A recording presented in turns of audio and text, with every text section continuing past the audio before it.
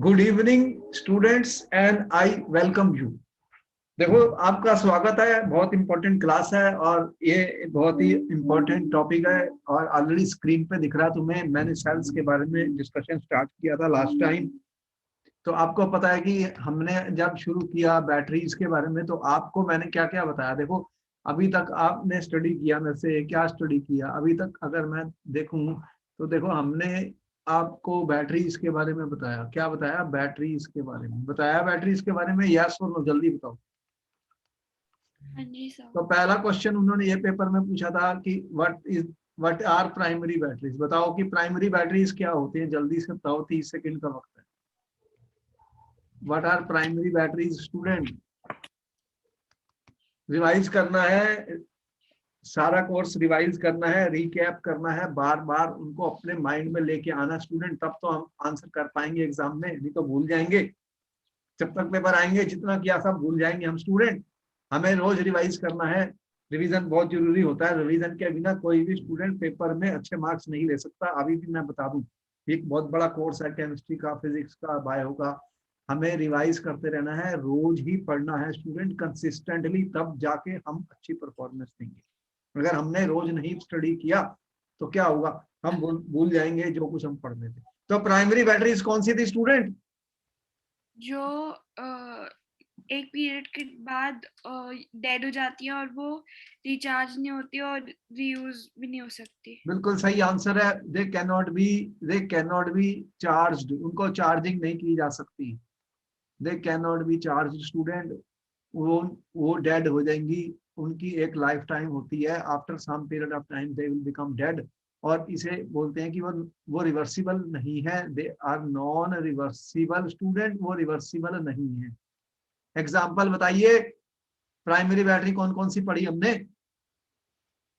कौन कौन सी primary battery पढ़ी तुमने? जल्दी से बताओ, 30 सेकंड का वक्त है। सारा कुछ याद होना चाहिए। अब हमें एग्जाम समझो आ गया, टेस्ट हो रहा है। जल्दी बताइए, प्राइमरी बैटरी के एग्जाम्पल बताइए स्टूडेंट। कौन सा पढ़ा हमने? एक तो मर्करी सेल पड़ा था और दूसरा Leclanche dry cell. Dry cell. तो बताओ कि उसने पूछा कि जो लेक्लांची सेल होता है स्टूडेंट, इसके अंदर एनोड कौन सा यूज होता है, कैथोड क्या यूज होता है और इलेक्ट्रोलाइट क्या यूज होता है। ये सारे क्वेश्चन इसी टाइप से आते हैं स्टूडेंट पेपर के जिंक। अंदर।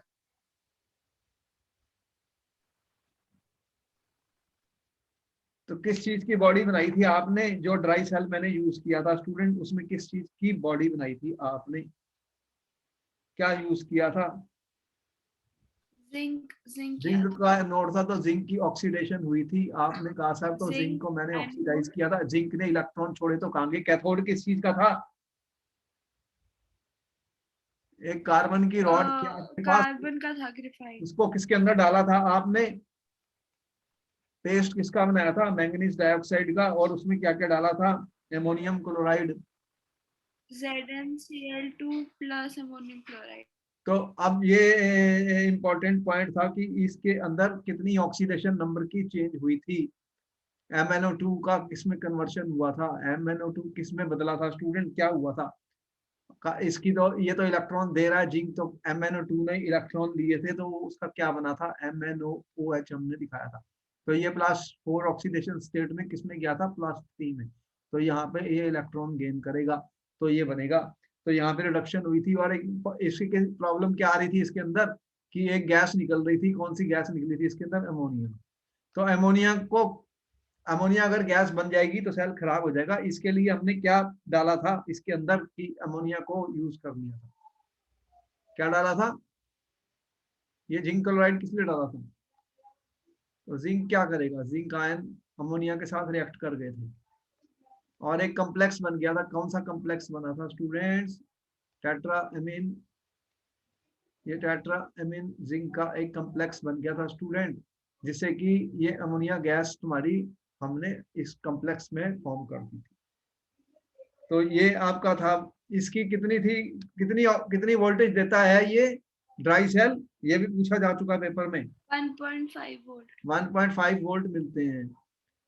अब दूसरा कौन सा तुमने बताया मेरे को? Primary cell, mercury cell. Mercury cell क्या होता है? जो बटन सेल आपने यूज किए थे। तो इसके अंदर बताओ एनोड कौन सा यूज किया था तुमने मर्करी सेल में स्टूडेंट्स? जिंक और मरकरी का अमालगम। जिंक और मर्करी का अमलगम यूज किया। तो कैथोड क्या बनाया था तुमने इसके अंदर student? Paste of mercury oxide and carbon. Carbon के ऊपर क्या लगाया? Mercury mercury. ऑक्साइड का पेस्ट।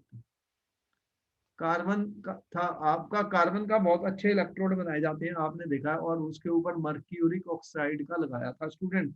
अब ये बताइए कि इसकी एडवांटेज क्या है मर्क्यूरी सेल की लेक्लांची सेल के से? व्हाट इज ये दोबारा ये रिचार्जेबल होता है और रिवर्सिबल भी। मर्क्यूरी सेल रिचार्जेबल कहाँ होता है? नहीं होता वो। हाँ sorry. Mercury cell primary cell है, तो चार्ज कैसे हो जाएगा? ये चार्ज कहाँ होता है? इसमें वोल्टेज कांस्टेंट होती है। इसकी कितनी वोल्टेज बताई थी? कितना आउटपुट दे रहा था ये? कितने वोल्ट बना था ये? ऐसे ही क्वेश्चन पूछे जाने हैं 1.35 वोल्ट। लेकिन इसकी जो नेट रिएक्शन थी उसमें कोई भी आयंस इन्वॉल्व नहीं हुए थे। आयन नहीं थे सॉल्यूशन के 1.35। अंदर। स्टूडेंट कंसंट्रेशन कोई भी चेंज नहीं होती ड्यूरिंग द, जब तक सेल चलता है तो कंसंट्रेशन इसकी कांस्टेंट रहती है। ओवरऑल रिएक्शन के अंदर आयंस नहीं है, तो concentration do not change when the cell is being used. Therefore इसकी जो आउटपुट होती है, जो इसकी वोल्टेज है, वो कांस्टेंट रहती है थ्रू आउट।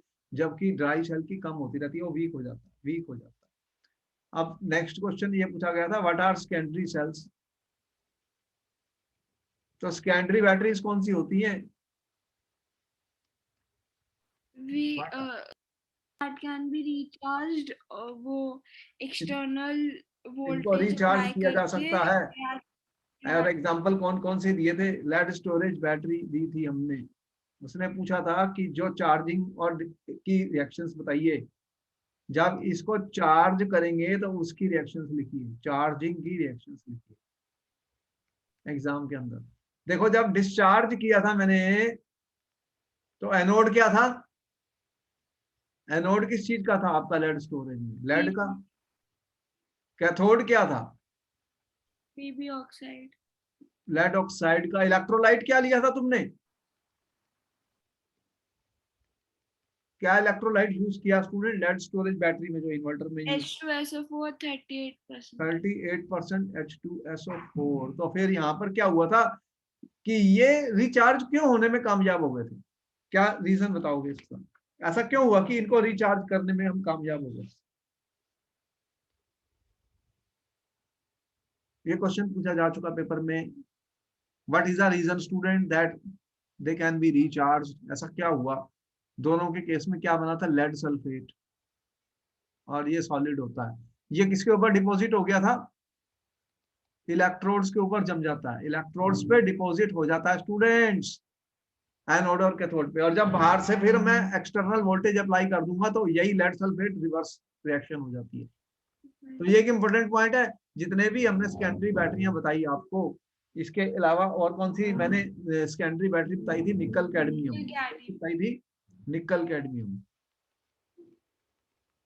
निकल कैडमियम में स्टूडेंट आपका जो एनोड था वो क्या बना रहा था? एनोड क्या यूज हुआ था निकल और कैडमियम में? कैडमियम। तो निकल ऑक्साइड, निकल हाइड्रोक्साइड बन रही थी, और उधर कैडमियम की भी, कैडमियम यूज किया था हमने। तो क्या हुआ था? कैडमियम की ऑक्सीडेशन हुई थी। अब इन दोनों केसेस में जो बने थे हाइड्रोक्साइड्स, वो वहीं पे डिपॉजिट हो गए थे इलेक्ट्रोड्स के ऊपर। और जब हमने बाहर से एक्सटर्नल वोल्टेज अप्लाई की तो फिर वो रिएक्शन रिवर्स हो जाती है। तो ये इंपॉर्टेंट पॉइंट है। ये जितनी भी बैटरीज हैं, ये क्वेश्चन इंपॉर्टेंट है, ये आपके पेपर में पूछे जाएंगे स्टूडेंट्स। जब इनसे क्वेश्चन कैसे आते हैं? What are the anode, what is cathode, what are the electrolytic reaction, किसकी मेरिट क्या है, कौन सा जो यूज कर रहे हो, चार्जिंग की रिएक्शन बताओ, डिस्चार्जिंग की रिएक्शन बताओ लेड स्टोरेज बैटरी की, और ये निकल कैडमियम बैटरी की रिएक्शंस बताओ, इलेक्ट्रोलिटिक रिएक्शंस क्या हो रही हैं, और ऐसा क्यों हुआ कि उनको हम चार्ज कर सकते हैं? क्योंकि उनके सर अंदर आपकी जो आवाज कट रही है। सब्सटेंसेस बने सॉलिड वाले, वो इलेक्ट्रोड्स के ऊपर ही जमा हो गए। तो जब हमने फिर रिवर्स करंट पास किया तो वो रिवर्सिबल रिएक्शन हो गई। तो इस तरह से ये चार्ज हो गए।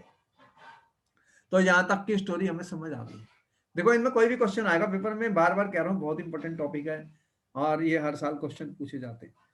अब देखो जी, इनके अंदर जो डिफिकल्टीज हमें आ रही थी, देखो आपने कहा कि प्राइमरी सेल क्या होंगे, किसी टाइम के बाद खत्म हो जाएंगे।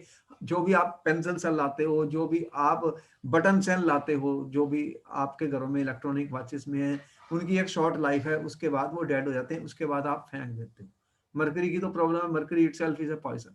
तो ये सारी चीजें एक तरीके से हम डंप करते हैं गार्बेज के अंदर स्टूडेंट्स, क्योंकि वो सेल का खत्म हो गया मटेरियल। और चार्जिंग में क्या प्रॉब्लम आ रही है कि आपको साइकिल बनाना पड़ता है, चार्जिंग डिस्चार्जिंग होती रहती है। जितने भी आप मोबाइल लेते हो स्टूडेंट, जितने भी इन्वर्टर यूज करते हो आपके घर में भी, उनकी आप चार्जिंग करते रहते हैं। जब वो यूज नहीं होते तो वो चार्ज होते हैं, तो कितने घंटे तक उसकी सप्लाई रहती है। तो अब फिर एक ऐसा सेल बनाने की जरूरत थी जिसमें चार्जिंग की प्रॉब्लम भी खत्म हो जाए और कंटिन्यूअसली सेल रन करता रहे। और दूसरा प्रॉब्लम क्या है कि जो जो भी एनर्जी के हम मेथड यूज करते हैं स्टूडेंट, वो उनमें पोल्यूशन भी क्रिएट होती है, जैसे मरकरी सेल में भी आप फेंकोगे तो मरकरी आ जाएगा, मरकरी का एक पोल्यूशन क्रिएट हो जाएगा। तो जो थर्मल प्लांट्स भी आप यूज करते हो, जिनसे आप इलेक्ट्रिसिटी प्रोड्यूस करते हो, आपने देखा कोयले के, वो जो कोल बर्न करते हैं तो कितना उसमें स्मोक वो निकलते हैं, कोल के पार्टिकल्स होते हैं बहुत सारे। और ये भी पता है कि उसमें कितनी सारी एनर्जी वेस्ट हो जाती है। उनकी एफिशिएंसी जो होती है, एफिशिएंसी अगर हम इंजन की निकालते हैं फिजिक्स में स्टूडेंट, उनकी एफिशिएंसी बहुत कम होती है, बहुत ज़्यादा एनर्जी वेस्ट हो जाती है हीट एनर्जी में और दूसरी फॉर्म्स में। तो केमिकल रिएक्शंस हम जब करते हैं, जब हम किसी को बर्न करते हैं, कोयले को बर्न करते हैं, फॉसिल फ्यूल्स को बर्न करते हैं, उनसे भी आप क्या करते हो, पहले मैकेनिकली उनको टर्बाइंस को रन करते हो, उसके बाद उनको इलेक्ट्रिकल एनर्जी में कन्वर्ट करते हो। चाहे कोल है चाहे गैस है, ये फॉसिल फ्यूल्स हैं स्टूडेंट। तो इनके अंदर हमारी काफी सारी एनर्जी वेस्ट होती है, क्योंकि ये पहले पानी की स्टीम बनाते हैं, फिर स्टीम से टरबाइन को आप रन करते हो, उसके बाद वो इलेक्ट्रिसिटी को जनरेट करते हैं स्टूडेंट। तो ये आप देख रहे हो कि जो गैल्वेनिक सेल हैं उनके अंदर केमिकल रिएक्शंस हो रही हैं, और जब वो केमिकल रिएक्शंस चलते चलते खत्म हो जाएंगी तो वो सेल खत्म हो जाएगा। और चार्जेबल में देखा कि बाहर आफ्टर चार्जिंग और डिस्चार्जिंग की प्रोसेस कंटिन्यूअसली करनी पड़ती है, और उनकी भी एक लाइफ होती है, उसके बाद वो भी खत्म हो जाते हैं। कोई भी चीज परमानेंट नहीं है, आपको पता है। तो अब इसके लिए अब इन्होंने क्या किया कि एक सेल बनाया जिसे फ्यूअल सेल कहते हैं। फ्यूअल सेल क्या होता है, देखो हमारे पास जो प्रॉब्लम्स आ रही थी, क्या क्या प्रॉब्लम्स आप फेस कर रहे थे अभी तक जो सेल बनाए स्टूडेंट्स, जितने भी आपने सेल अभी तक सेल बनाए हैं, एक तो उनके अंदर आप क्या करते हो, उनके अंदर जो केमिकल्स हैं स्टूडेंट, केमिकल रिएक्शंस हो रही हैं, तो वो क्या करेंगी, केमिकल रिएक्शन वो एग्जॉस्ट हो सकती हैं, एग्जॉस्ट मतलब खत्म हो जाएंगी। और उनकी प्रॉब्लम क्या है स्टूडेंट, कि उनकी जो आउटपुट है, जो एफिशिएंसी है वो कम है स्टूडेंट। उनमें बहुत ज़्यादा वो हाईली इलेक्ट्रिसिटी को जब आप प्रोड्यूस करते हो, स्टूडेंट्स, तो उसमें एनर्जी काफ़ी वेस्ट होती है। एनर्जी क्या होती है, वेस्ट होती है।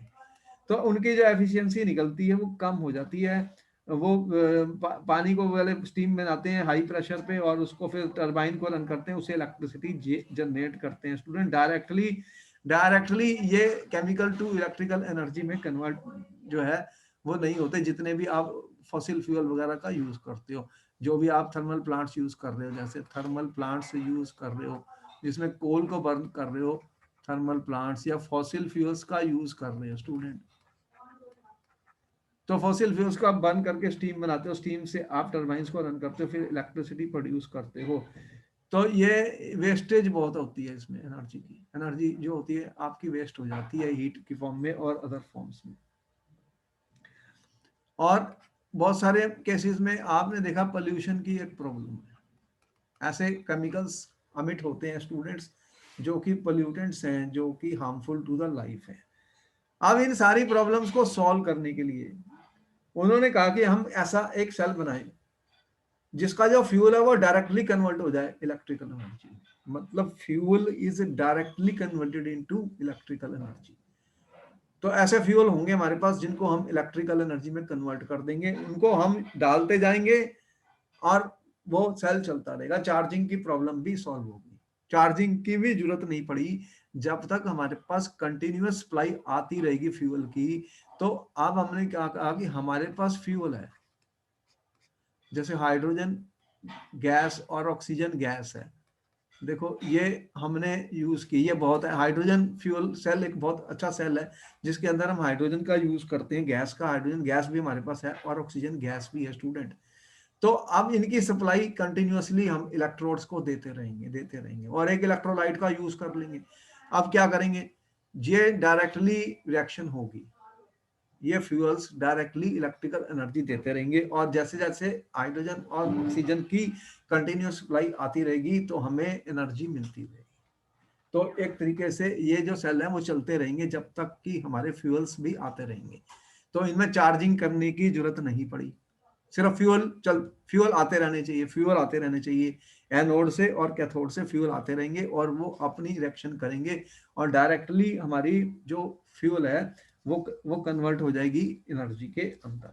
तो ऐसे galvanic cell which can convert energy of combustion of fuels, तो ये क्या करेंगे, ये जो कंबस्शन ऑफ फ्यूल्स होते हैं, ये जो कंबस्शन ऑफ फ्यूल्स हैं, जैसे कि यहाँ पर मैं हाइड्रोजन और ऑक्सीजन की बात कर रहा हूँ स्टूडेंट, हाइड्रोजन एक गैस है और ऑक्सीजन भी हमारे पास एयर में बहुत ज़्यादा मौजूद है, इन दोनों को हम यूज़ कर सकते हैं और इनको हम इस तरह से डिज़ाइन करेंगे कि ये इनकी कंबस्शन करेंगे तो एनर्जी प्रोड्यूस हो जाएगी। तो they can combustion of such fuels two is directly converted into electrical energy. तो फिर इनकी एफिशिएंसी बढ़ जाएगी, वेस्टेज होगी नहीं और पोल्यूशन का प्रॉब्लम भी सॉल्व हो जाएगा, पोल्यूशन का प्रॉब्लम भी सॉल्व हो जाएगा। तो आजकल जो फ्यूल सेल हैं उनमें कौन कौन सी चीजें यूज हुई हैं, हाइड्रोजन का यूज किया गया है, मेथनॉल और मेथनॉल ऐसे फ्यूल सेल बने हैं। कौन कौन से फ्यूल्स का यूज हुआ, ये वाला जो मैं बता रहा हूँ, ये वाला जो आपके सामने डायग्राम दी हुई है, सबसे ज्यादा यूज हुआ वो है हाइड्रोजन वाला फ्यूल सेल। हाइड्रोजन वाला फ्यूल सेल में हाइड्रोजन एनोड पे आ रही है और ऑक्सीजन कैथोड पे आ रही है। अभी हम इसकी रिएक्शंस भी आपको बताने जा रहे हैं। ये जो अपोलो लॉन्च हुआ था सबसे पहले, उसके अपोलो स्पेस प्रोग्राम में इसका यूज किया गया था। देखने में बहुत सिंपल लगते हैं लेकिन इनका जो एक्चुअल टेक्निकल प्रॉब्लम होती है, इंजीनियरिंग की एक प्रॉब्लम होती है, वो थोड़ी कॉम्प्लेक्स होती है, तो उसको बनाने में काफ़ी डिफिकल्टीज आती हैं, इंजीनियरिंग प्रॉब्लम है वो। लेकिन बेसिक रिएक्शंस क्या है और ये कैसे वर्क करता है वो हम आपको बता देंगे फ्यूल सेल्स के बारे में, जो क्वेश्चन हमें पेपर में आना है। ये बहुत बार पूछा गया, 10 बार ये एग्जाम में आ चुका। तो फ्यूल सेल्स वो हुए जो आपके फ्यूल्स को डायरेक्टली इलेक्ट्रिकल एनर्जी में कन्वर्ट कर देंगे। तो यहाँ पर जो फ्यूल सेल हमने बनाया वो है हाइड्रोजन वाला फ्यूल सेल। इसे क्या बोलते हैं, fuel cell using hydrogen and oxygen. Fuel cell using hydrogen and oxygen, it produces electricity. ये क्या करेगा, इट प्रोड्यूसेस इलेक्ट्रिसिटी। तो अपोलो से स्पेस प्रोग्राम में ये वाला सेल बना के यूज किया गया था और इसके अंदर जब रिएक्शन पूरी हुई तो पानी मिला, वो पानी एस्ट्रोनॉट्स ने पीने के लिए यूज कर लिया था। पोल्यूशन फ्री है, इसकी एफिशिएंसी ज्यादा होती है और ये सेल बंद नहीं होता, कंटिन्यूअसली रन करता, ये फ्यूल आते रहेंगे और ये रन करता रहेगा। तो अब देखते हैं कि ये सेल कैसे बनाया गया और ये फ्यूल सेल क्या है। तो मैं कौन सा फ्यूल सेल डिस्कस कर रहा हूं students, hydrogen oxygen fuel cell. देखो बहुत इंपॉर्टेंट है, इसके ऊपर क्वेश्चन आएगा। तो यहां पर देखो हमने एक एनोड यूज क्या, कोई भी सेल मैंने बनाया था उसमें क्या किया, एक एनोड था, एक कैथोड था और एक इलेक्ट्रोलाइट सोल्यूशन था। एनोड पे होनी है ऑक्सीडेशन, कैथोड पे होनी है रिडक्शन। एनोड से इलेक्ट्रॉन निकलेंगे और कैथोड की तरफ भागेंगे, तो ये सारा एक सर्किट बनेगा, तो इलेक्ट्रिकल एनर्जी प्रोड्यूस होगी। तो यहाँ पर हमने देखो कि हाइड्रोजन और ऑक्सीजन को यूज किया है। हमने कौन सा फ्यूल यूज किया है, hydrogen and oxygen, they are bubbled through porous carbon electrodes. पहला point, hydrogen gas and oxygen gas, they are bubbled through porous electrode है, किस चीज के हैं, कार्बन इलेक्ट्रोड्स। कार्बन जो आपको पता है ग्रेफाइट और कार्बन बहुत अच्छे इलेक्ट्रोड है, पोरस कार्बन इलेक्ट्रोड्स। लेकिन ये बहुत स्लो रिएक्शन होगी, इसको एक्टिवेट करने के लिए वो एक कैटालिस्ट का यूज करते हैं, फाइनली डिवाइडेड प्लैटिनम। क्या करते हैं, इसी इलेक्ट्रोड के ऊपर क्या लगाते हैं, फाइनली डिवाइडेड प्लाटिनम और प्लेडियम। तो ये कैटलिस्ट का काम करते हैं। कैटलिस्ट क्या होते हैं, रिएक्शंस को स्पीड अप कर देते हैं, मतलब they will increase the speed of the, ये इंक्रीज करेंगे speed of the electrolytic reactions. जो इलेक्ट्रोलिटिक रिएक्शंस हो रही हैं उनकी स्पीड को इंक्रीज कर देंगे स्टूडेंट। तो हाइड्रोजन जो है स्टूडेंट वो एज ए एनोड आएगा। तो हाइड्रोजन एनोड, देखो अब आपके सामने एक डायग्राम मैंने बनाई है, इसको ध्यान देते हैं। देखो यहाँ पर ये आपको दिख रहे हैं इलेक्ट्रोड, जल्दी बताओ, 2 इलेक्ट्रोड दिख रहे हैं ये वाले, एक तो ये दिख रहा है इलेक्ट्रोड ये वाला, और एक ये दिख रहा है इलेक्ट्रोड, ये क्या है, कार्बन पोरस इलेक्ट्रोड्स होते हैं स्टूडेंट। इनके ऊपर एक लेयर जमाती है हम, फाइनली डिवाइडेड प्लैटिनम और प्लैटिनम की एक लेयर डाल देते हैं, जिससे कि अब जो रिएक्शन होगी फास्ट होगी। तो एनोड के ऊपर क्या आ रही है, हाइड्रोजन गैस, देख रहे हो ये H2 गैस, ये मैं इसके अंदर से डालूंगा, ये इनलेट है हाइड्रोजन गैस का, ये गैस आई, और ये पोरस होता है तो इसके अंदर से गैस चले जाएगी। पोरस का मतलब क्या, इसके अंदर होल्स हैं, तो इसके अंदर से हाइड्रोजन गैस पास हो रही है। तो यहां पर ये हमारा एनोड का काम कर रहा है स्टूडेंट, एनोड का काम कर रहा है। ये मेरा एनोड है। आप दूसरी तरफ देखिए, ये एक इलेक्ट्रोड है कार्बन का पोरस, इसके ऊपर भी फाइनली डिवाइडेड प्लैटिनम और प्लेडियम डाला गया है एक्टिवेट कर। ये ऑक्सीजन आ रहा है, ऑक्सीजन आ रहा है, देखो यहाँ पे ये कैथोड है स्टूडेंट, ये कैथोड है। तो यहाँ से ऑक्सीजन गैस जा रही है यहाँ से, तो ये मेरे फ्यूल्स हैं। हमारे फ्यूल्स क्या है, हाइड्रोजन गैस और ऑक्सीजन गैस। अब इनको हम डायरेक्टली कन्वर्ट करेंगे इलेक्ट्रिकल एनर्जी प्रोड्यूस करने के लिए। तो हमारी जो वेस्टेज होनी थी वो खत्म हो जाएगी, वेस्टेज जो होनी थी वो खत्म हो जाएगी स्टूडेंट्स। डायरेक्टली हम इनकी रिएक्शन करने जा रहे हैं। तो आपने बताया साहब कि देखिए, मुझे लास्ट टाइम भी आपने सही आंसर दिया कि एनोड पे क्या होती है, बताओ जल्दी बताओ, एनोड पे क्या होती है, ऑक्सीडेशन, ऑक्सीडेशन ऑक्सीडेशन होती है। और इलेक्ट्रोलाइट आप देख रहे हैं यहाँ पर हमने सोल्यूशन यूज किया है, ये एक इलेक्ट्रोलाइट है, इसके अंदर हमारे पास एल्कलाइन मीडियम है। एल्कलाइन मीडियम का मतलब हमने डाला इसमें एक्वस सोडियम हाइड्रोक्साइड, इसके अंदर हमने क्या डाला है, एक्वस सोडियम हाइड्रोक्साइड है, Na और OH माइनस है, देख रहे हो। तो इसके अंदर एक्वस वाटर में सोडियम और हाइड्रोक्साइड आयंस हैं स्टूडेंट इसके अंदर। अब यहाँ पर जब हाइड्रोजन एनोड पे जाएगी, एनोड पे हाइड्रोजन जाएगी, तो हाइड्रोजन की क्या होनी है, हाइड्रोजन गैस की क्या होनी है, जल्दी से बताओ, ऑक्सीडेशन। तो ऑक्सीडेशन करने के लिए मैंने ये OH माइनस आयन डाले हुए हैं, ऑक्सीजन यहाँ से आएगी, कहाँ से आएगी ऑक्सीजन, ये इसके अंदर ऑक्सीजन है, यस और नो, जल्दी बताओ, देखो दिमाग लगाना है ताकि तुम्हें भूले ना, पेपर में रिएक्शन भूले ना। इसके ऑक्सीजन है ना इसके अंदर, ये जो OH माइनस है, वाटर भी है जैसे H और OH माइनस, इसके अंदर OH माइनस आयंस हैं। तो ये क्या करेंगे, ये हाइड्रोजन की एनोड पे होने वाली है ऑक्सीडेशन स्टूडेंट। तो हाइड्रोजन की अगर मैंने ऑक्सीडेशन कर दी, ये हाइड्रोजन की ऑक्सीडेशन का मतलब ये इलेक्ट्रॉन छोड़ेगा, इससे जीरो ऑक्सीडेशन स्टेट में है हाइड्रोजन, तो ये क्या बनाएगा, वाटर। अब वाटर में देखो ये जीरो में था, इसकी ऑक्सीडेशन स्टेट कितनी हो गई, ये -2 होती है, तो ये कितना हो गया, +1 में आ गया हाइड्रोजन, किसमें आ गया, +1 में। तो 0 से +1 में अगर हाइड्रोजन आ जाती है तो उसको क्या बोलते हैं, ऑक्सीडेशन हो गई। बोलो हो गई ऑक्सीडेशन, यस और नो। हाँ जी। और यहाँ पे ये इलेक्ट्रॉन रिलीज करेगा, कितने इलेक्ट्रॉन रिलीज करेगा, उसको बैलेंस करना है हमने। देखो अगर ये H2 और अगर ये 2 कर दूं मैं, तो फिर इसको मुझे 2 करना पड़ेगा। 2 हाइड्रोजन तो 2 और 2 4 हैं, 2 इसकी पास है, तो फिर ये क्या बनेगा स्टूडेंट्स, ये इलेक्ट्रॉन देगा यहाँ पर, यहाँ पे -2 चार्ज है स्टूडेंट, देख रहे हो 2 OH माइनस है।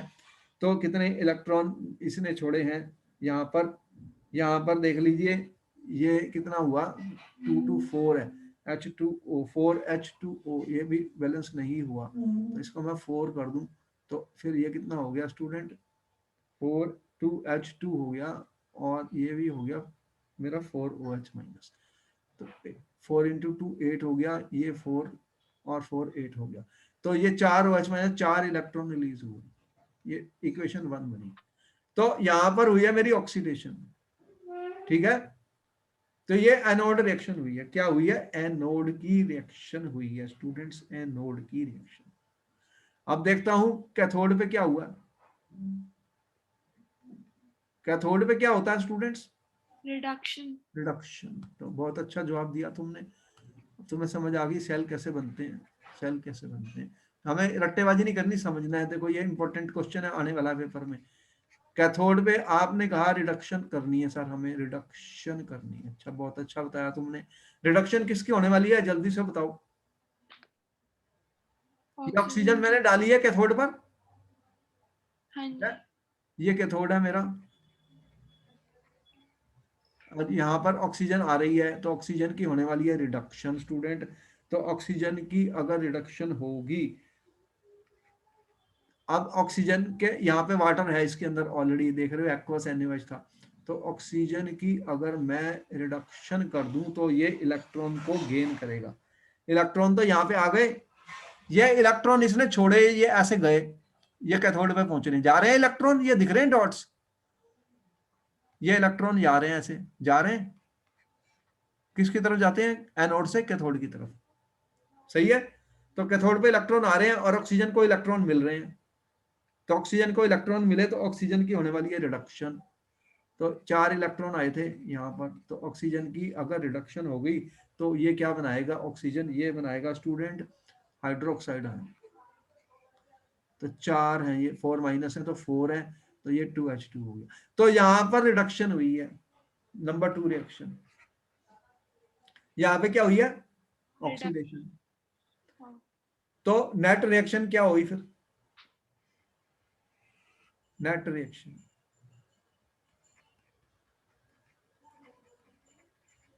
नेट रिएक्शन कैसे लिखते हो कोई सी भी इलेक्ट्रोड रिएक्शन की, ये समझ में आ गया तुम्हें। देखो ये मेरा कैथोड, ये एनोड, यहाँ पे हाइड्रोजन गैस आई, ये ऑक्सीजन गैस आई, इसकी होगी ऑक्सीडेशन, ये ऑक्सीजन की होगी रिडक्शन, और हाइड्रोक्साइड आयन का यूज हुआ इसकी ऑक्सीडेशन में। और ऑक्सीजन ने क्या किया, 4 इलेक्ट्रॉन जो इसने छोड़े वो ऑक्सीजन ने ले लिए और वो रिड्यूस हो गया वाटर में।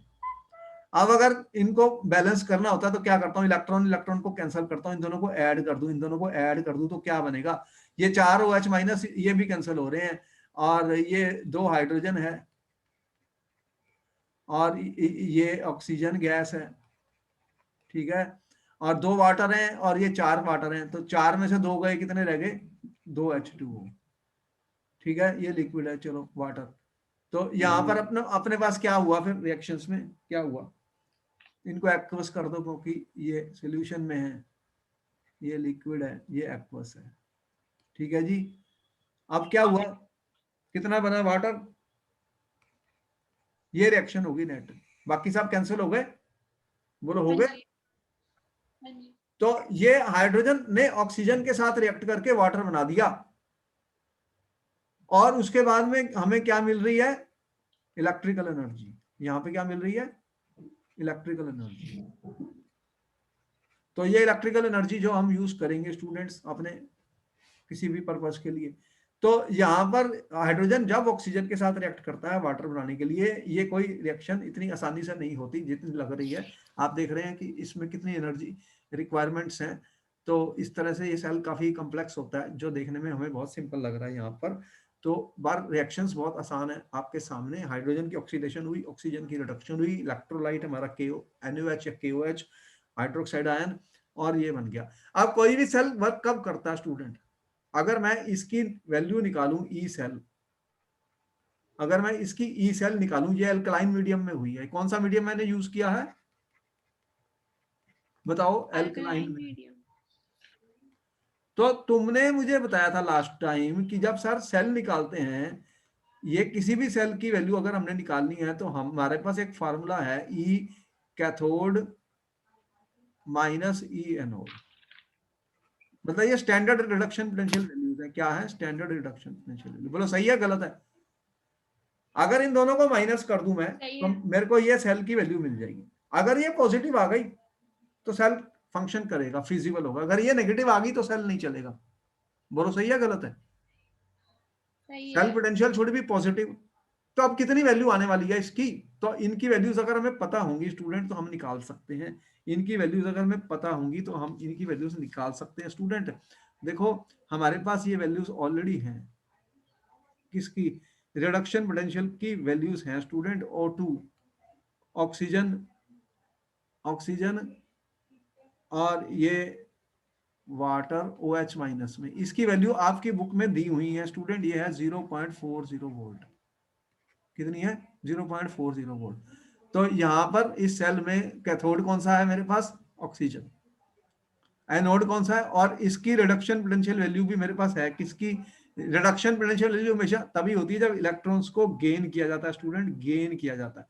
तो इसकी वैल्यू भी मेरे पास है जब हाइड्रोजन ये वाली 2H2O और ये जा रहा है स्टूडेंट हाइड्रोजन में, हाइड्रोजन में 2H2O हाइड्रोजन में इन द प्रेजेंस ऑफ, ये किस में हो रही है रिएक्शन, एल्कलाइन मीडियम में है, ये एल्कलाइन मीडियम में है, देख रहे हैं।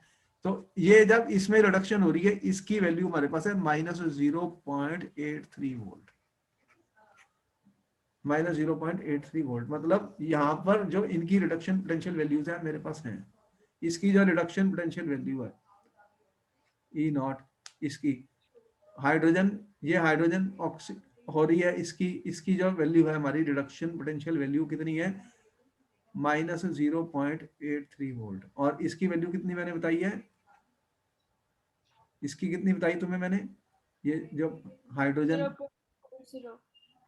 ये हाइड्रोजन वाली मैंने बताई, हाइड्रोजन वाटर में जा रहा है, और इसकी वैल्यू मैंने कितनी बताई ऑक्सीजन की, ये ऑक्सीजन गेन करके OH माइनस में जा रहा है, इसकी वैल्यू कितनी बताई है मैंने, 0.40 वोल्ट। ठीक है, तो इसकी वैल्यू फिर क्या आएगी,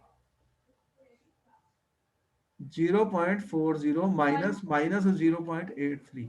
बताओ ये कितनी आई, फिर कैलकुलेट करना जरा कितना आई, 1 पॉइंट 1.23 प्लस में आई है माइनस में, प्लस है माइनस, प्लस में, तो इसका मतलब ये सेल वर्क करेगा, प्लस इसका मतलब ये सेल वर्क करेगा।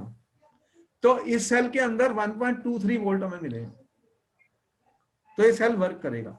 एक्चुअली में क्या होता है कि ये आउटपुट जो दिखा रहा है 1.23 वो पूरी की पूरी नहीं हमें मिलती, कम हो जाती है, अराउंड 0.7 से लेके 0.9 वोल्ट तक हमें आउटपुट मिलती है, कम होती है। जो हमें एक्चुअल वैल्यू मिलती है उससे कम होती है, कभी भी 100% रिएक्शन नहीं मिलती हमें, हर बार हमें पता है। तो ये 70% के करीब वैल्यू हमें मिलती है इसकी, क्या मिलती है, 70% के करीब। तो स्टूडेंट ये बहुत इंपॉर्टेंट क्वेश्चन है, देखो oxidation of hydrogen gas to water occurs at anode, बोलो सही है ये जो हमने लिखा, एनोड पे, एनोड पे क्या हुई, और इसकी वैल्यू हमारे पास कितनी थी, हाइड्रोजन की वैल्यू कितनी थी, -0.83 वोल्ट स्टूडेंट, हाइड्रोजन की वैल्यू। ठीक है, हाइड्रोजन की वैल्यू जब ये H2O से H2 जा रहा है, H2 जा रहा है, और एल्कलाइन मीडियम में, ये कौन सा मीडियम है, OH माइनस वाला, इसकी वैल्यू -0.83 है, और यहाँ पर रिडक्शन हो रही है कैथोड पर, ये कैथोड पर हो रही है रिडक्शन। तो इसकी रिडक्शन पोटेंशियल कितनी है ऑक्सीजन की, OH माइनस, एल्कलाइन मीडियम में हो रहा है ये सारा, एसिड मीडियम में भी करते हैं रिएक्शंस, आपके एनसीईआरटी में एल्कलाइन मीडियम यूज किया है तभी मैंने इसको एल्कलाइन में रखा है, एसिड मीडियम में भी आंसर सेम ही आएगा। तो एल्कलाइन मीडियम में इसकी वैल्यू कितनी थी, +0.40 वोल्ट। तो हमने, आपने मुझे बताया सर लो इसकी सेल तो मैं भी निकाल देती हूँ, तुमने निकाल के मुझे इसकी वैल्यू दिखाई, ये जो सेल मेरा बना है नेट सेल रिएक्शन मैंने आपको भी दिखाई है, नेट सेल रिएक्शन क्या है, 2 हाइड्रोजन प्लस ऑक्सीजन प्रोड्यूसेस क्या बना, 2H2O, यही बना लिक्विड, ये नेट रिएक्शन है, नेट रिएक्शन यही है ना इसकी। तो इसकी वैल्यू क्या आई फिर, आपने कहा कि सर 0.40 माइनस -0.83 प्लस 1.23 वोल्ट। तो ये पॉजिटिव वैल्यू है, इतनी आउटपुट हमें मिलनी चाहिए, लेकिन क्योंकि अराउंड 70% होती है आउटपुट, आउटपुट जो है इतनी नहीं मिलती हमें, तो ये हमें अराउंड 0.7 से 0.9 वोल्ट तक मिल जाती है इसमें वोल्टेज, जो ये एक्चुअल में मिलती है हमें एफिशिएंसी जो होती है। तो इसके अंदर देखो खास बात क्या रहेगी, पानी हमें वाटर मिल गया, कोई पोल्यूशन हुई है क्या, बोलो पोल्यूशन हुई है, नहीं, तो वाटर प्रोड्यूस हो गया। तो इतनी एनर्जी कहां से आती है, क्योंकि डेल्टा जी क्या होता है, अगर आप डेल्टा जी निकालोगे स्टूडेंट तो वो -NFE0 होता है। ये फार्मूला मैंने आपको बताया, अगर ये वैल्यू निकालना चाहो तो हम निकाल सकते हैं इन वैल्यूज को रख के। तो ये देखो होता ये है कि जब ये बॉन्ड बनते हैं वाटर, ये जो बॉन्ड बनते हैं स्टूडेंट, वाटर जब बनता है तो OH बॉन्ड जब बनते हैं, OH बॉन्ड जब फॉर्म होते हैं स्टूडेंट, इनमें बहुत एनर्जी निकलती है, तो lot of energy is released, बहुत एनर्जी वाले होते हैं, बहुत एनर्जी रिलीज होती है, क्योंकि बॉन्ड टूटे हैं। कौन से बॉन्ड टूटे हैं, ये बॉन्ड टूटा है, ये बॉन्ड ब्रेक हुआ है, इसके लिए एनर्जी चाहिए मुझे। और ऑक्सीजन का भी बॉन्ड ब्रेक हुआ है स्टूडेंट, कौन सा बॉन्ड ब्रेक हुआ है, ऑक्सीजन का, ये भी बॉन्ड ब्रेक हुआ है, इसके लिए भी एनर्जी चाहिए। ये प्लस वाले हैं एनर्जी के, लेकिन ये जो बॉन्ड बनते हैं स्टूडेंट, इनमें जो एनर्जी निकलती है वो इनसे ज्यादा होती है, इसीलिए ये आउटपुट मिल रही है। तो ये देखिए कि जब OH बॉन्ड बनेंगे उसमें बहुत एनर्जी मिलेगी हमें, और वो इस एनर्जी को तोड़ने में कामयाब हो जाएंगे। तो ये रिएक्शन बहुत वायलेंट रिएक्शन है हाइड्रोजन और ऑक्सीजन की, इतनी बड़ी एनर्जी निकलने वाली है, कितनी बड़ी, बहुत एनर्जी निकलती है इसके अंदर। और इंटरेस्टिंग बात यह कि इसमें वाटर प्रोड्यूस होता है, जो अपोलो प्रोग्राम में ये यूज हुआ था, ये वाटर एस्ट्रोनॉट्स ने पीने के लिए यूज कर लिया। तो इसके फायदे क्या हुए, ये क्वेश्चन आने वाला है, what are the merits of merits. तो मेरिट्स क्या हुई इसकी, एडवांटेजेस क्या है फ्यूल सेल्स की ओवर अदर सेल्स। तो अब के टाइम पर सबसे अच्छा सेल फ्यूल सेल ही है, अगर आप बना सकते हो तो इससे अच्छा कोई सेल नहीं है, क्योंकि इसमें आपका जो फ्यूल्स हैं वो डायरेक्टली इलेक्ट्रिकल एनर्जी में कन्वर्ट हो जाएंगे, वेस्टेज कम है, ये 70% से भी ज्यादा एफिशिएंसी होती है। जब जो फ्यूल सेल है इनकी एफिशिएंसी मोर देन 70% है, जबकि ये जो तुम थर्मल प्लांट्स वगैरह यूज करते हो बिजली पैदा करने के लिए, उनकी 40% और 50% से ज्यादा नहीं होती स्टूडेंट, वो 40% से ज्यादा उनकी एफिशिएंसी नहीं होती, और ये पोल्यूशन फ्री है, इनमें कोई भी पोल्यूशन नहीं है। तो हाइड्रोजन ऑक्सीजन फ्यूल सेल बहुत इंपॉर्टेंट है, they are much more efficient than conventional power station और बैटरीज। बैटरी वाला जिंक कार्बन तुमने बनाई है इलेक्ट्रोड, जो बैटरी बनाई है जिंक कार्बन की, वो तो खत्म ही हो जाएगी। Electrical energy is directly generated from chemical reaction between oxidant and the fuel, बस कोई प्रॉब्लम नहीं है, हाइड्रोजन और ऑक्सीजन रिएक्ट करेंगे, वाटर बनेगा और आपको इलेक्ट्रिसिटी मिल जाएगी। No complication with boiler turbines और जनरेटर्स। थर्मल प्लांट लगाओगे, पहले पानी को बॉयल करोगे, स्टीम बनाओगे, फिर आप उसमें क्या क्या लगाओगे, टर्बाइंस और जनरेटर वगैरह सब लगाओगे, इसमें कुछ भी लगाने की जरूरत नहीं पड़ी, और कोई पोल्यूशन नहीं बनी। और फ्यूल सेल्स में क्या फायदा हुआ कि कि इनके अंदर कोई भी पोल्यूटेंट्स हमें नहीं मिले। तो आप देख रहे हैं इनके अंदर स्टूडेंट कि पोल्यूशन नहीं हुई है, पोल्यूशन नहीं हुई है, राइट। तो आपको इन सेल्स में आप देख रहे हैं कि ये सेल चल रहे हैं और पोल्यूशन फ्री है, पोल्यूशन फ्री है स्टूडेंट्स। कुछ प्रॉब्लम नेटवर्क में आ रही है, दिख रहा, आपको आवाज आ रही है मेरी? सर आवाज आ रही है, बस स्क्रीन शेयर हुई। अच्छा स्क्रीन शेयर नहीं हो रही, अब मैं स्क्रीन को कर देता हूं दोबारा से शेयर, कोई बात नहीं। तो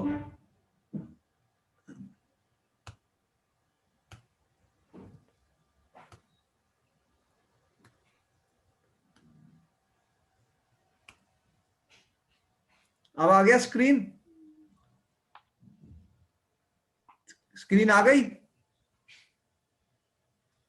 तो ये जो सेल है स्टूडेंट्स, आप देख रहे हैं कि इनके अंदर जो भी कार्बन मोनोऑक्साइड, सल्फर डाइऑक्साइड, ऐसी गैसेस नहीं आती, तो पोल्यूशन की प्रॉब्लम भी इनमें नहीं है, वो भी सॉल्व हो जाती है। तो इसलिए ये सेल बहुत इंपॉर्टेंट है और बहुत ही ज्यादा एफिशिएंट है, पोल्यूशन फ्री है, और ये हमारे लिए आने वाले टाइम के लिए फ्यूल सेल्स का यूज बहुत ज्यादा होने वाला है, ठीक है। तो हमें फ्यूल सेल्स ही यूज करने हैं स्टूडेंट्स आने वाले टाइम पर। तो यहाँ पर जो मैंने फ्यूल सेल दिखाया आपको, आप देख रहे हैं कि ये जो फ्यूल सेल हमारा है, हाइड्रोजन और ऑक्सीजन का हमने इसमें यूज किया है, ठीक है। नोट कर लिया आपने सारा कि व्हाट आर फ्यूल सेल्स, हाँ जी। What are the advantages of the fuel cells, इनकी क्या क्या एडवांटेजेस है स्टूडेंट्स, ये सारी ही इंपॉर्टेंट पॉइंट्स हैं, इनको हमें यूज करना है फ्यूल सेल। और एनर्जी की आउटपुट देख रहे हो कितनी है, और जो दूसरे प्लांट्स हैं थर्मल वगैरह उनमें पोल्यूशन बहुत होती है और 40% से ज्यादा हमें नहीं मिलती, इलेक्ट्रिसिटी वेस्टेज बहुत होती है।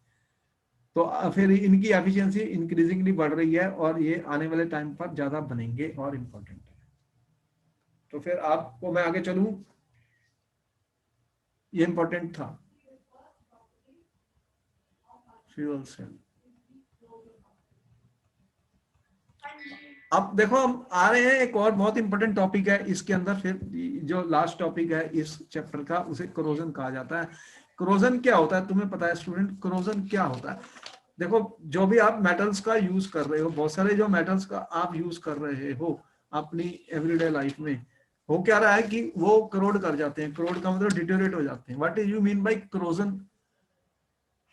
आपको पता है आयरन जो होता है स्टूडेंट, उसकी रस्टिंग हो जाती है, बोलो होती है?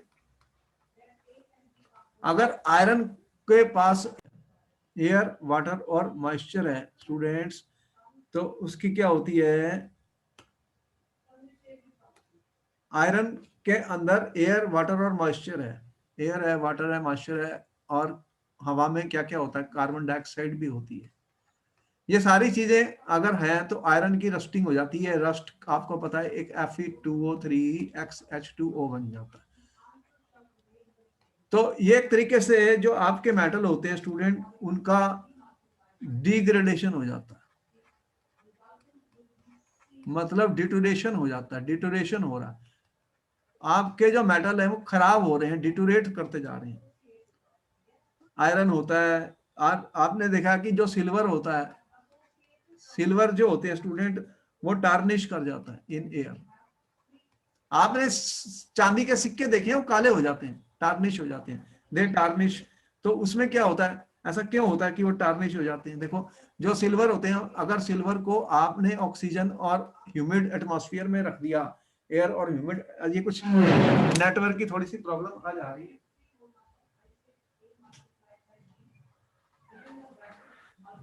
अगर हमने सिल्वर के जो सिल्वर है, अगर हमने सिल्वर को स्टूडेंट्स रख दिया एयर में वाटर में, तो सिल्वर क्या होता है, काला काला हो जाता है ऊपर से। तो ये क्या करता है, ऑक्सीजन के साथ Ag2O बना लेगा, और कुछ ट्रेसेस ऑफ H2S होती हैं एयर में, H2S होता है, तो ये क्या बना देगा, Ag2S, और ये आपका H2O बन गया। ये ब्लैक ब्लैक ब्लैक सा हो जाता है, सिल्वर के जो कॉइन्स होते हैं आपने देखा होगा ब्लैक से हो जाते हैं। तो सिल्वर जो होते हैं ये टार्निश हो जाता है। ये सब एग्जांपल्स हैं हमारे क्रोजन के, इसे सब है ऑक्सीडेशन ही हो रही है एक तरीके से।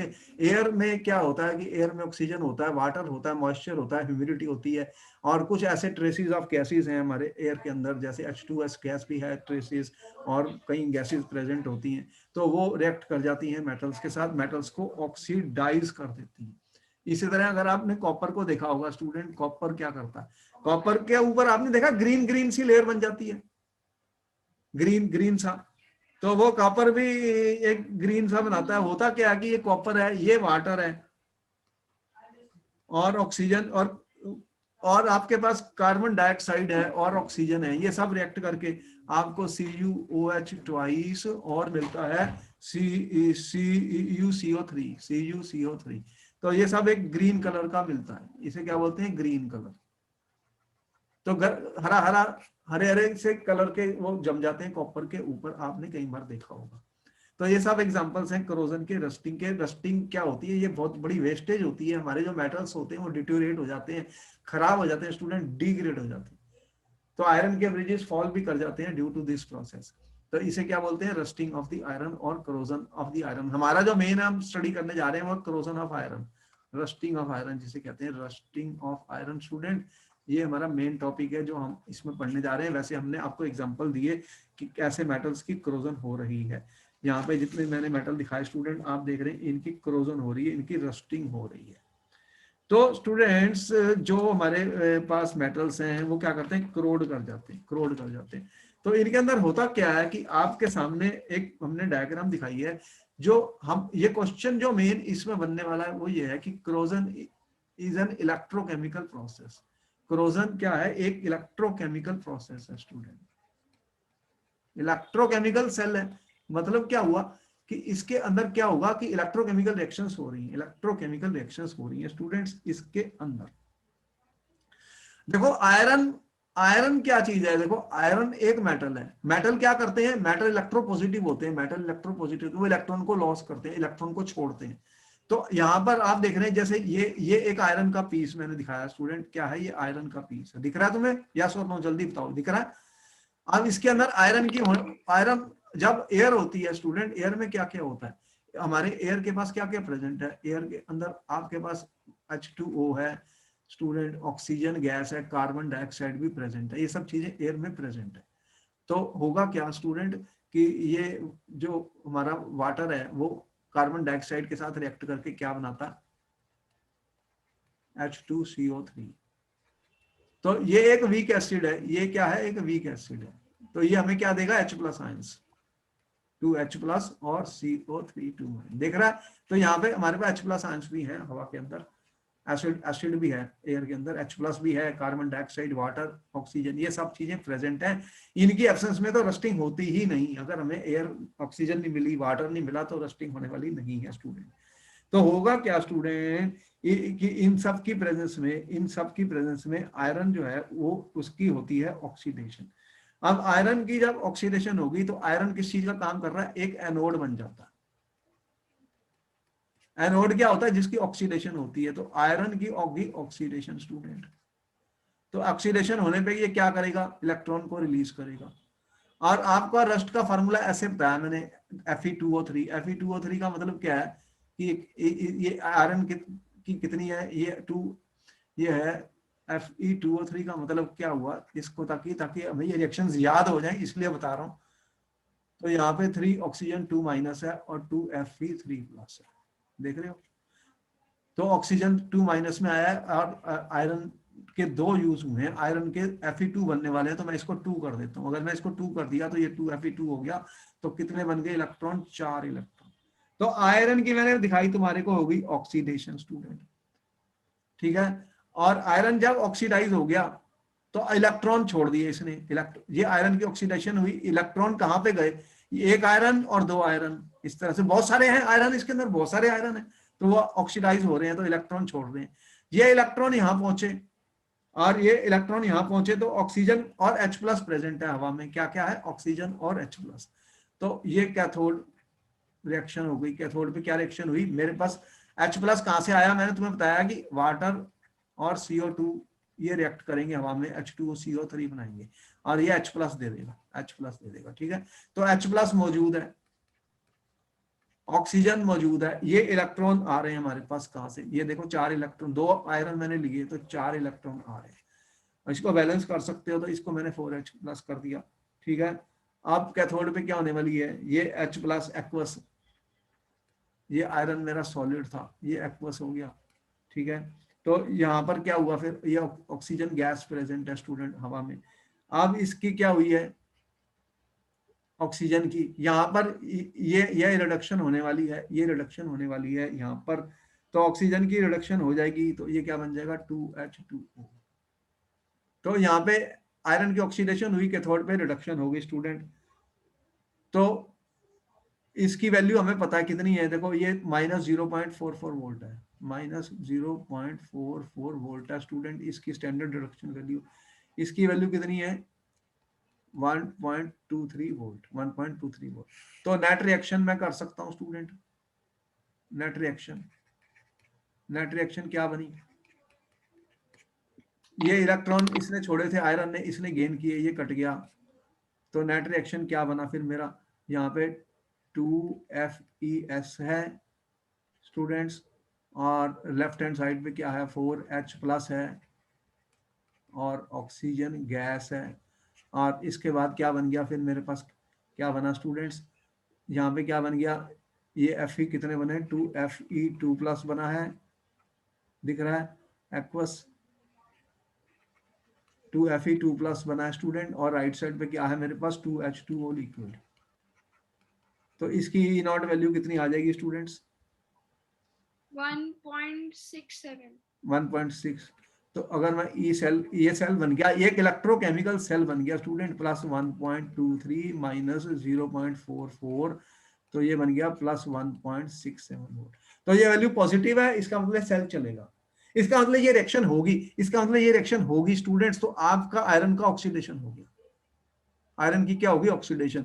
अब आयरन की ऑक्सीडेशन होने के बाद Fe2 बन गया, और Fe2+ अभी ऐसे रुकने वाला नहीं है, Fe2+ बनते जा रहे हैं, ये ऑक्सीजन के साथ रिएक्ट कर जाते हैं। Fe2 वाले क्या करते हैं, फिर ऑक्सीजन के साथ रिएक्ट कर जाते हैं Fe2, तो ये फिर Fe2O3 बना देते हैं। क्या बनाते हैं? Fe2O3 student. तो आपका जो Fe2+ बना, अब ये रुका नहीं स्टूडेंट, ये ऑक्सीजन के साथ रिएक्ट कर गया, और आपके हवा में क्या है, आपके पास Fe2 जो है ये रिएक्ट करेगा आपके पास ऑक्सीजन और वाटर के साथ। तो ये क्या बना देगा स्टूडेंट्स, ये आपका बन जाना है, इसको बैलेंस कर लीजिए। H2O मैंने लिया है, ये लिक्विड है, और इसको अगर मैं हाफ ऑक्सीजन गैस कर दूं, और ये 2Fe एक्वस है स्टूडेंट, तो यहाँ पे क्या बनने वाला है, Fe2O3 solid plus 4H+ aqueous, और ये वाटर को एब्जॉर्ब कर लेता है जो हवा में होता है, तो Fe2O3 XH2O बन जाता है, इसी को रस्ट कहते हैं। ठीक है, वाटर प्रेजेंट है, तो ये Fe2O3 XH2O बन जाता है, इसी को ही रस्ट कहते हैं। ये आयरन के मेटल के सरफेस के ऊपर बन जाता है, और होता ये हाइड्रेटेड फेरिक ऑक्साइड है। ये क्या है? Hydrated ferric oxide. देखो यहाँ पे हमने दिखाया ऑक्सीडेशन, ये आयरन की हुई है ऑक्सीडेशन, वैल्यू भी हमने दिखा दी कि ये इलेक्ट्रोकेमिकल सेल है, 1.67 वोल्ट आए हैं। ऑक्सीजन यहाँ पर ये रिडक्शन हुई है, इसने जो इलेक्ट्रॉन छोड़े हैं वो इन्होंने ले लिए, यहाँ पे हुई है रिडक्शन। तो आयरन क्या काम कर रहा है? एनोड का काम करता है। एनोड कौन है? आयरन। मेटल ही एनोड होते हैं हमेशा। और ये ऑक्सीडेशन हो गई फिर आयरन की, तो Fe2O3 आपका बन गया स्टूडेंट। और ये रस्ट है, ये देख रहे हो रस्ट इस तरह से दिखती है हमें, ऐसे खराब हो गया, करोड हो गया, सारा करोड हो गया आयरन। तो ये जो लेयर बनती है ना, ये जमी नहीं, बहुत सारे मेटल में तो जो लेयर बनती है ऑक्साइड, वो उसी के ऊपर जम जाती है, जिससे कि वो प्रोटेक्ट कर देते हैं, प्रोटेक्टिव लेयर, जैसे Al2O3 में भी होती है। एल्यूमिनियम में Al2O3 बनता है, तो वो उसी को प्रोटेक्ट कर देती है एल्यूमिनियम को, उसके बाद वो बाहर नहीं गिरती। लेकिन ये जो ऑक्साइड होती है ये गिर जाती है। ये जो वाली जो ऑक्साइड आयरन की बनती है, आपको पता है Fe2O3 XH2O, ये क्या होती है? रस्ट। ये गिर जाती है, इसकी लेयर जो ऊपर बनती है स्टूडेंट, वो उसके ऊपर जमती नहीं है, उसकी लेयर नहीं बनाते वो। फिर क्या होता है कि फ्रेश सरफेस मिल जाता है, फ्रेश सरफेस आ जाता है, उस फ्रेश सरफेस पे फिर रस्टिंग हो जाती है, और इस तरह से फिर सारा ही मेटल करोड़ हो जाता है। अब ये रिएक्शन स्टॉप होने वाली नहीं है, उसके सरफेस पे आया, वो गिर गया, फिर फ्रेश सरफेस आया, फिर वो रस्टिंग है। ये स्लो प्रोसेस होती है, और धीरे धीरे करके सारा मेटल करोड़ हो जाता है। मेटल क्या होता है? करोड़ हो जाता है। तो ये बहुत बड़ी वेस्टेज है, इसको प्रिवेंट करना बहुत जरूरी है। तो क्वेश्चन प्रिवेंशन के ऊपर भी पूछे जाते हैं। तो आपको समझ में आया कि rusting of iron is an electrochemical process. Important question for the paper student. Question क्या था? Explain rusting of iron is an electrochemical process. इसको एक्सप्लेन कर दोगे एग्जाम में आप स्टूडेंट्स? रिएक्शंस तुम्हें दिखा दी मैंने कैसे हुई है, अब बहुत आसान है, डायग्राम भी दिखा दी, ये रिएक्शन लिखी हुई है बस, और कुछ भी नहीं है। तो सेल बन गया, इसकी वोल्टेज भी दिखा दी, 1.67 है, पॉजिटिव है, इसलिए चल चलेगा। अब ये मेन क्वेश्चन आता है कि गिव टू मेथड्स। क्वेश्चन ये आया, give two methods to prevent rusting of iron, क्योंकि ये बहुत इंपॉर्टेंट प्रॉब्लम है। हमें अरे सारा खराब हो जाएगा मेटल, ब्रिज के ब्रिज गिर जाते हैं, रस्टिंग ऑफ आयरन। आपने कोई शिप भी बनाया, उसके अंदर भी मेटल लगा हुआ है आयरन, तो वो सारे रस्ट हो जाएंगे पानी के अंदर। तो उसको बचाने के लिए कौन कौन से मेथड यूज करते हैं? तो ये बहुत इंपॉर्टेंट है कि प्रिवेंट करने के लिए क्या करते हैं। एक तो होता है कि एक इजी मेथड होता है कि आप उसके सरफेस पे पेंट कर देते हो। आपके घर में भी क्या होता है, जितने भी आयरन के डोर बनते हैं उनको आप पेंट करवा देते हो। पेंट के अंदर क्या करते हो, कुछ केमिकल्स होते हैं, जिसकी लेयर उनके ऊपर डाल दी जाती है, जैसे बिस्फिनॉल होता है। बिस्फिनॉल एक केमिकल है जिसकी लेयर उसके ऊपर डालते हैं। इससे क्या होता है कि आपके आयरन का कांटेक्ट वाटर और ऑक्सीजन से कट ऑफ हो जाता है। हमने क्या करना है, ऑक्सीजन और वाटर का कांटेक्ट जो है इसको कट ऑफ करना है सरफेस से, जो सरफेस है आयरन का, फिर रस्टिंग नहीं होगी। बोलो सही है गलत है? तो इसके लिए पेंट कर दिए जाते हैं। और एक और इंपॉर्टेंट बात है कि जो सरफेस होता है स्टूडेंट, उसके ऊपर एक ऐसा मेटल हम लगा दें, उसे बोलते हैं कैथोडिक प्रोटेक्शन। कैथोडिक प्रोटेक्शन क्या होती है स्टूडेंट? इसे इसलिए इसको एक सैक्रिफिशियल प्रोटेक्शन भी कहा जाता है, सैक्रिफिशियल प्रोटेक्शन भी कहा जाता है, सैक्रिफिशियल प्रोटेक्शन भी कहा जाता है। कुछ ऐसे मेटल हैं जो आयरन से ज्यादा ऑक्सीडाइज हो जाते हैं, जैसे जिंक है, इसे गैल्वेनाइजेशन कहते हैं। गैल्वेनाइजेशन में क्या करते हैं स्टूडेंट, जिंक जो होता है ना, जिंक उसकी लेयर आयरन के ऊपर चिपका दी जाती है, जिंक की लेयर आयरन के ऊपर लगा दी जाती है। अब जिंक ज्यादा इलेक्ट्रोपॉजिटिव है आयरन से, आयरन की ऑक्सीडेशन नहीं, अब जिंक की ऑक्सीडेशन होती है। तो जितने भी ये शिप्स वगैरह होते हैं, शिप्स होते हैं स्टूडेंट, उनकी जो बॉडी होती है, जो पानी में होती है, जो पानी में होती है इन वाटर, तो उसके नीचे वो क्या करते हैं, गैल्वेनाइजेशन कर देते हैं, मतलब जिंक की लेयर बना देते हैं, जिंक की लेयर चिपका देते हैं। तो वो पानी के अंदर जिंक की ऑक्सीडेशन होती रहती है और आयरन बच जाता है, और जब वो खराब हो जाता है जिंक, उसको निकाल के फिर उसको दोबारा से जिंक की लेयर डाल दी जाती है। तो आपने देखा कि जो शिप यार्ड्स होते हैं, वहां शिप खड़े होते हैं, तो वो प्रोसेस चलती रहती है। कोई जब सारा जिंक यूज हो जाएगा तो फिर उसको निकाल देंगे। देखो, use a more easily oxidise metal to protect iron from corrosion. कौन सा है ऐसा? Zinc metal. तो आप जिंक का मेटल यूज कर सकते हैं, ये आयरन से ज्यादा जल्दी ऑक्सीडाइज हो जाता है। तो ऑक्सीजन, ये रिएक्शन है हमारी, और जिंक की ऑक्सीडेशन जो होती है, ये जिंक की वैल्यू आपको पता ही है, E0 Zn22 Zn कितनी वैल्यू है, इसकी वैल्यू आपको पता ही है, -0.76 वोल्ट है। तो जिंक ज्यादा इलेक्ट्रोपॉजिटिव है, ये ऑक्सीडाइज होगा, आयरन बच जाएगा, जिंक ऑक्सीडाइज हो जाएगा। तो इस तरह से ये जिंक की रिएक्शन हो गई है और आयरन बच गया। इसे बोलते हैं गैल्वेनाइज्ड स्टील, तो इसे बोलते हैं कैथोडिक प्रोटेक्शन। तो इस तरह से हम जिंक की लेयर को जमा कर देते हैं, उसकी गैल्वेनाइजेशन कर देते हैं शिप्स के नीचे, तो वो जो आयरन होता है वो बच जाता है। और हम ये भी कर सकते हैं कि ऐसा इसकी जो मेटल है आयरन के ऊपर, कुछ ऐसे मेटल्स डाल दें, ठीक है, विच आर इनर्ट। कुछ ऐसे मेटल जो इनर्ट हैं, कुछ ऐसे मेटल भी आप आयरन के ऊपर लगा सकते हैं student, which can become inert. जैसे कि आप ने टिन टिन लगा दिया, या जिंक है तो टिन भी लगा सकते हो। ये दोनों, जिंक तो बहुत इलेक्ट्रोपॉजिटिव है, ये रिएक्ट करेगा, आयरन को बचा लेगा। टिन है, जैसे टिन का भी यूज करते हैं।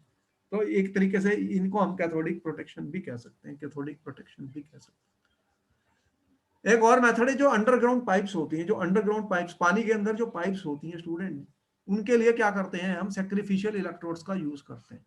सैक्रिफिशियल इलेक्ट्रोड्स क्या होते हैं स्टूडेंट, एक ऐसा सेल बनाते हैं जैसे इसे सैक्रिफिशियल इलेक्ट्रोड कहते हैं, सैक्रिफिशियल इलेक्ट्रोड। होता क्या है कि जैसे मैग्नीशियम है, magnesium is highly electropositive, magnesium की E0 वैल्यू और भी नेगेटिव है, -2.32 वोल्ट है। तो मैग्नीशियम, अगर मैंने मैग्नीशियम को ज्वाइन कर दिया एक तार के साथ स्टूडेंट, आयरन के साथ, ये आयरन है मेरा, आयरन की पाइप है अंडरग्राउंड पानी में, अंडरग्राउंड पानी में आयरन की पाइप लाइन है। तो इसकी ऑक्सीडेशन को रोकना चाहते हैं हम, इसकी ऑक्सीडेशन को रोकने के लिए इसके साथ हम मैग्नीशियम जोड़ देते हैं। ये मैग्नीशियम की क्या होगी, मैग्नीशियम जो है उसकी ऑक्सीडेशन प्रेफर्ड हो जाएगी। तो मैग्नीशियम विल अंडरगो ऑक्सीडेशन। अगर मैग्नीशियम की ऑक्सीडेशन इलेक्ट्रॉन छोड़ेगा, अगर ये इलेक्ट्रॉन छोड़ेगा स्टूडेंट, तो कहां पे आएंगे, यहाँ पर। अगर यहाँ पे इलेक्ट्रॉन आ गए तो क्या होगा, फिर इसकी ऑक्सीडेशन रुक जाएगी, किसकी, आयरन की। तो ऐसे केसेस को, इनको हम क्या बोलते हैं कि सैक्रिफिशियल इलेक्ट्रोड। तो धीरे धीरे मैग्नीशियम का यूज होता रहता है।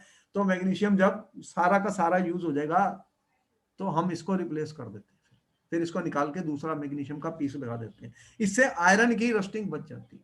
ये जो स्टील की पाइप लगी हुई है अंडरग्राउंड वाटर्स में, उनकी रस्टिंग को हम बचा लेते हैं। इसे बोलते हैं सैक्रिफिशियल इलेक्ट्रोड। तो मैग्नीशियम का यूज होता है एज ए सैक्रिफिशियल इलेक्ट्रोड।